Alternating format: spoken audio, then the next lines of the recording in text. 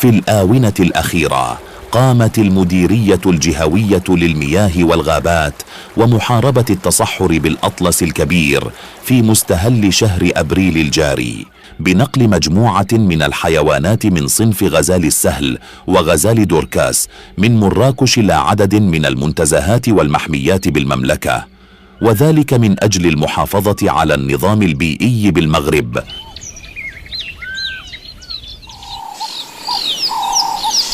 غزال السهل هي السلالة الوحيدة من غزلان دوركاس التي توجد بالمغرب، وهو أحد أصغر أنواع الغزلان.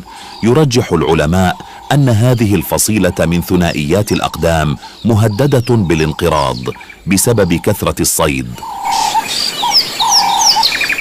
وقد لاحظ السكان المحليون قدوم العديد من الأشخاص أصحابها معظمهم من الخليج من أجل الاستمتاع بصيد هذه الحيوانات. تسكن هذه الغزلان الأراضي العشبية والسهوب في المغرب، وتميل إلى تفادي المناطق الرملية.